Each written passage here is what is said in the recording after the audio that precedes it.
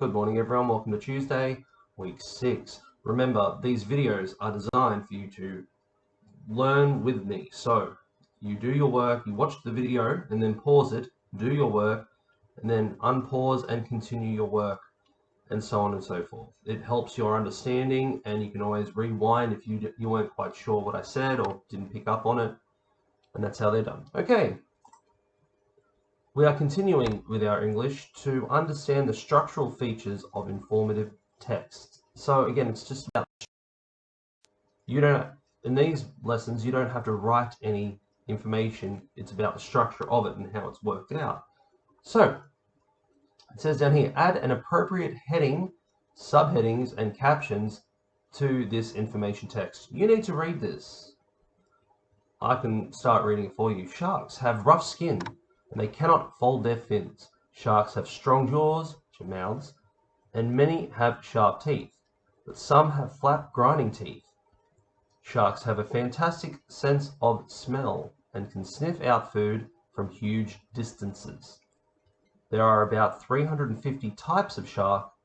They include some of the largest fish in the world. So what would you put here as the heading or subheading? So it's talking specifically about their physical features, isn't it? Sharks have rough skin, physical feature. Strong jaws, physical feature. Sharp teeth, physical. Flat grinding teeth. It's talking about the different structural features of a shark. Might be something in there. And looks like this one. I believe we are captioning that image. Not too sure. When the great white shark is close to another animal, it can sense electrical currents made by the animal's body. So vibrations and the electrical currents. Cool. When they are further away, it has a powerful sense of smell and can track the scent or smell of fish from a great distance. Great whites have good eyesight. They see well in the dark and have a good sense of hearing. So maybe this one here could be, what's the word I keep saying a lot of? Senses. Might be a good one there. Short-finned mako shark is the fastest shark. It is very streamlined and agile or quick. It is thought by some that it can travel up to 70 miles per hour. It eats other fish such as tuna, which are also some of the fastest swimming fish. Speed, and caption this, read that one for yourself and read those. So subheading there, and a caption there. So this one has to be, personally I would put, what did I say, physical features. You don't have to, you can write whatever you want. I thought this one would be the senses. Speed, this is for me. And I'll caption this. Looks like a hammerhead shark. Hammerhead awaiting prey. Waiting prey. Oh no, I moved something. If you ever move something, you just press undo or just move it back. I'm just going to shrink this so it looks better. Boom. That's me. Then you put a subheading there and a subheading there. That's what I would do. Again, I'm not trying to put words into your mouth. It's your thing. You might have other ideas. Just thought it'd help. I moved it again, didn't I?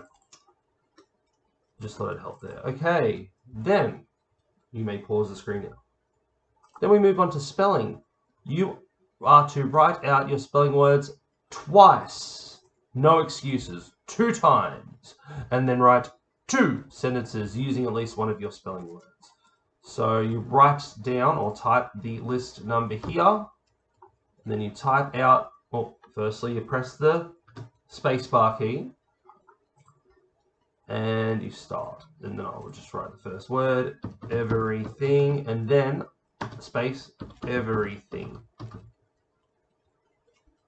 Simple as that. If you're handwriting it, handwrite it down. Again, spacebar, is your friend, then you would write your sentence. A sentence is, what do we keep saying? A sentence is more than 4 words. And by the way, if you are unsure of a definition of one of these words, don't ask mum. Don't write as a sentence, I don't know what this means. Look it up. Use Google search. Look everything up. Do your own research. Next week, a little bit of a spoiler, it is going to be very heavily research based. You're going to have to now do things for yourself. You're not getting parents to do this. Research. Then have a break. And we are going to identify synonyms for everyday verbs. Last week, you revised that synonyms are different words that mean the same thing. Can you think of some interesting synonyms for the verbs in the table below? So here's the example. So we've got run is the verb, the synonym to sprint or race. Drive would be next. What do you think could be them? At least. 2 words. Look, I'm going to make this even bigger. At least 2 words. 2 for each. Oh, lost it. 2. At least 2. It's not even bigger. At least 2. Means you can do more than 2, but no less than. I don't have a clue what 2 synonyms for watch would be. No. No. We don't go for mum and dad now. They do not help us with our work now. We help ourselves. Look it up online. Find the information for yourself. You be kids now. You can do this. Okay, once you've completed that, on to reading. For 15 minutes, no less than, and you are the predictor. Remember, the predictor, you have to predict what's going to happen based on the events of that book. So please read a book that takes longer than 15 minutes to read. Stop after 15 and then predict what you think will happen next and make it a book you haven't read before. It's not very much a prediction if you know. Predict means you'd have no idea, but you're going to guess what is coming up next. Read a book you have not read yet for 15 minutes minimum and then predict what the future events will be based on what you've read so far. Right, the name of the book here, and then what you think will happen there. Use more than one slide if you want. It's entirely up to you. And again, it's between crunch and sip and recess. It should take you a bit of time. Recess and then number talk. Think of fractions and equivalent fractions, which means 2 questions that equal the same amount. What is equal to? What is the question asking you? Sam and Liam each had 12 tadpoles. Sam noticed that 3/4, 3/4 or 3/4 of his tadpoles had changed into frogs. Liam noticed that 2/3 of his tadpoles had changed into frogs. Who has more frogs, Sam or Liam? Again, if you are just trying to do this in your head, if you try to do this in your head, it's not going to work. It might work for 3 of you out of 180. Won't work. 2 ways you can go about it. Firstly is drawing it out. You can do circles and try and split them up into 4 pieces and color it in, and then 3 pieces, equal pieces, color it in. Make sure the circle's the same size and match it. Or, this is mathematically, what I would do. I'm just going to get a little bit of paper. So, 3/4 and 2/3. What I like to do, because I like to use multiplication, I will think of what I can do to the 2 denominators. The denominators are the bottom number of the fraction. What can I do to them to make them the same number? So if I times that by 3, the 4 by 3 and the 3 by 4, they are both going to equal 12. But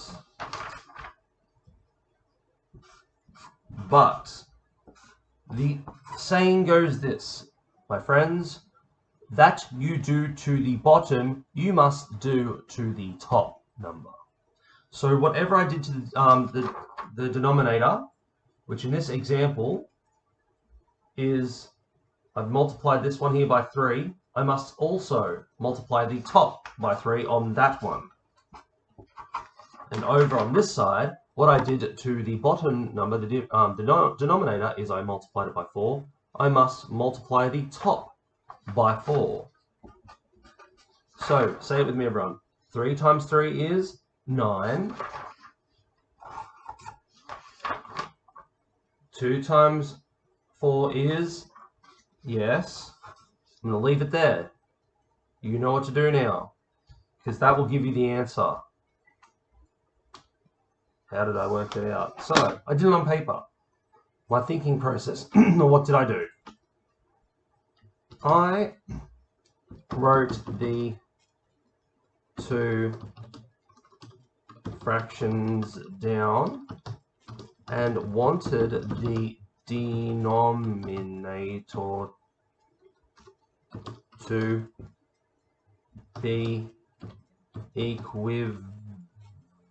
I forgot how to spell it. I had to look it up. I just had to look at it there. I forgot how to spell it. Sorry. It's morning time. Hard for me to spell in the morning. Everyone knows that. Therefore, again, as I said yesterday, therefore is a wonderful mathematical term. There's actually, I'll show you the symbol for therefore. If you want to see a mathematical symbol for therefore, it's simply this.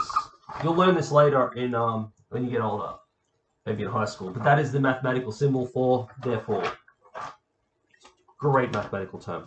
Therefore, I needed to multiply the 3/4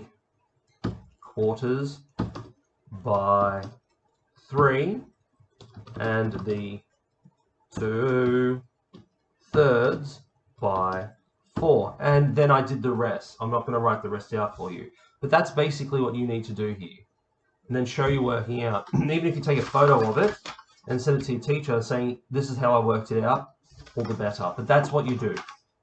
And then the answer. Then what is the answer? You will type the answer underneath.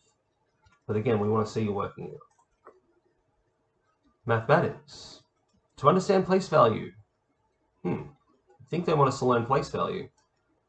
I can move digits to make, oh, this is a success criteria, by the way. I can move digits to make the largest and smallest number. I can make a number odd or even.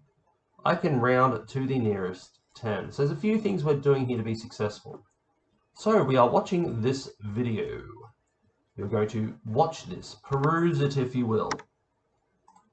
Once you have watched that, you are going to read this. If the ones digit is 1, 2, 3, or 4, leave the 10 just before. This is a little rhyme.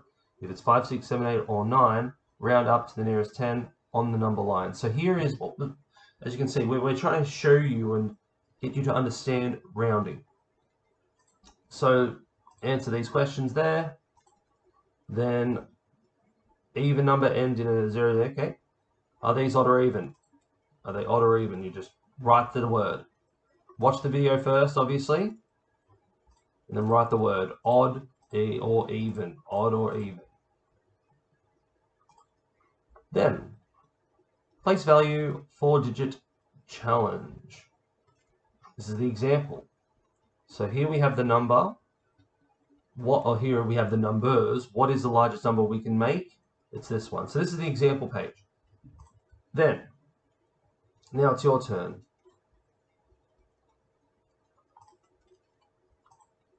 I missed a step. Oh, I did. So, on this page, as it says here, write a single digit in each number. I don't want them to be even. Do it randomly. Get a, to write down a series, write down on paper or whatever you have, whatever you can find. Deck of cards if you want, if you have one. Take out a number of each, 1, 2, 3, 4, 5, 6, 7, 8, 9. Oh, 0. 1, 2, 3, 4, 5, 6, 7, 8, 9. And then shuffle, randomly select them and put them in.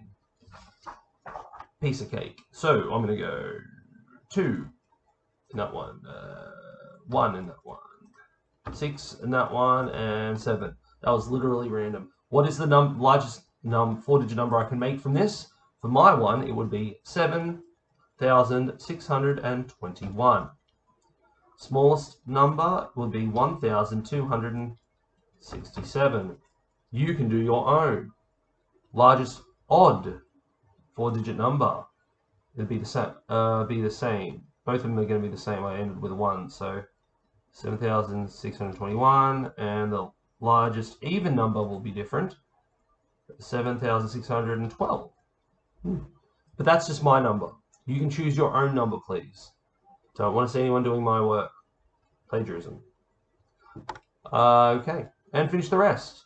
Largest odd and even smallest odd and even number. Largest 4-digit number that's rounded to the nearest 10. So for my example, I'll skip down a few. It'll be 7,620 because the largest 4-digit number I can make is that one.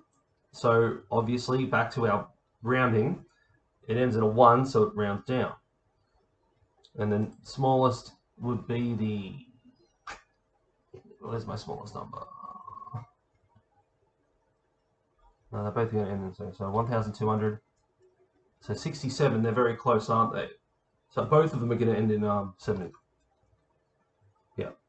Because if I made it 67, no. Yes, 67 would round up to 70. 76 won't. 1,276 rounds up to 80. Figured it. That was the smallest, wasn't it? Mr. Longhurst has to read the question correctly, doesn't he? He was right the first time, wasn't he? Yeah. Do what I did. Okay. Down. And the fitness challenge. You have a warm-up video to watch and follow along. Sprinting activity to watch and follow along and do it with it. Now, by the way, I want you to also, we've stopped doing this for some reason. Please, I want you to type down over here, how long did it take you to do these exercises? Then type it in here. Okay, if it took an hour, great. If it took 30 minutes, great. You should be exercising for 30 minutes a day. And we have to type it into our Premier Sporting Challenge spreadsheet. Okay, so please tell us how long it took you to do it. Have some lunch. Then visual arts. You are going to use that. Play the game Exquisite Corpse Collage. Okay. With one or more family member, or play by yourself. Watch the video. 'Tis there. Think. Oh, open drive. This is the button. Click on that button right there, and it'll open up to the video, which I'm not going to play. But that's the video. That button right there. And it'll show you how to play. You will need, so you could use magazines, catalogs, newspapers. I mean, if anyone in the world ever uses newspapers anymore. Posters, photographs that you don't want, do not use personal treasures, or anything else you have at home. And good luck. That's it. If you got to the end of this video, our end of video activity would, let's type something. I want you to put a line again through both now. Learning intention and success criteria. I missed it. On each. Put a line through all of them. That's your end of video activity. Put a line through all of your things. Okay?